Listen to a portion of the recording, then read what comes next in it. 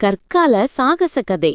அன்பு குழந்தைகளே, இந்த கதை பல ஆயிரம் ஆண்டுகளுக்கு முன்னால நாம வாழ்றது போல வீடுகளோ கடைகளோ இல்லாத ஒரு காலத்துல வாழ்ந்த ஆதிங்கிற சின்ன பையன் அப்புறம் அவனோட தங்கச்சி ஆதினி 2 பேர் பத்தின கதை. ஆதியும் ஆதினியும் அடர்ந்த காட்டுக்குள்ள ஒரு பெரிய குகையில வாழ்ந்தாங்க. அவங்களோட ஆடை விலங்குகளோட தோலால ஆனது. ஆதியோட அப்பா ரொம்ப பலசாலி. அவர் கல்லுங்களை வச்சு கூரான ஈட்டிங்களை செஞ்சு வேட்டைக்கு போவாரு. ஆதி அப்பா எப்போ வேட்டைக்கு போனாலும் ஆதிய கூட கூட்டிட்டு தான் போவாரு. ஒரு நாள் வேட்டைக்கு போற வழியில ஆதியும் ஆதியோட அப்பாவும் ஒரு மானை பார்த்தாங்க. அவங்க கூரான அந்த ஈட்டிய வச்சு அந்த மானை வேட்டையாடி அவங்களோட உணவை சேகரிச்சாங்க.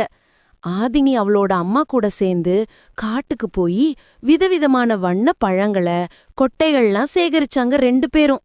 வேட்டையாடி கிடைச்ச விலங்கு மாமிசத்தையும் பழங்களையும் அவங்க தினமும் ஒன்னா சேர்ந்து சாப்பிட்டாங்க. ஒரு நாள் ஆதியும் ஆதினியும் ஆற்றங்கரையில விளையாடிட்டு இருந்தாங்க. ஆதி விளையாட்டா ஒரு கூரான கல்ல இன்னொரு கல்லுல வேகமா அடிச்சான். அதிலிருந்து தீப்பொறி வந்துச்சு. ஆச்சரியத்தோட அவங்க அந்த தீப்பொறிய காஞ்ச இலைங்க மேல படும்படி செய்ய சிறிய தீ ஒன்று உருவானுச்சு.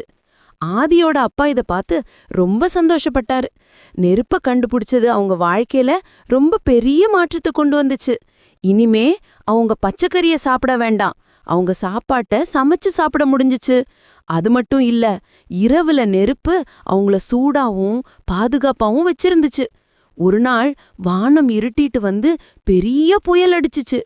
அப்போ வழி தவறிய ஒரு பெரிய பனியானே பயங்கர சத்தத்தோட அவங்களோட குகையோட நுழைவாயிலுக்கு வந்துச்சு. அந்த குடும்பம் பயந்து நடுங்குனுச்சு.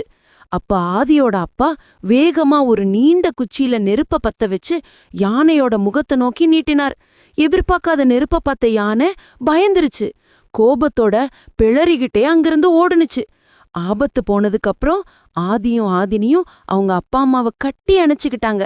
நெருப்பும் ஒற்றுமையும் கூர்மையான புத்தியும் தான் கற்காலத்துல அவங்களுக்கு பாதுகாப்பா இருந்துச்சு. இப்படிதான் ஆதியும் ஆதினியும் ஒவ்வொரு நாளும் புதிய சவால்களை சந்திச்சு புதிய கண்டுபிடிப்புகளை கத்துக்கிட்டு அந்த கஷ்டமான கற்காலத்தை மகிழ்ச்சியோட வாழ்ந்தாங்க.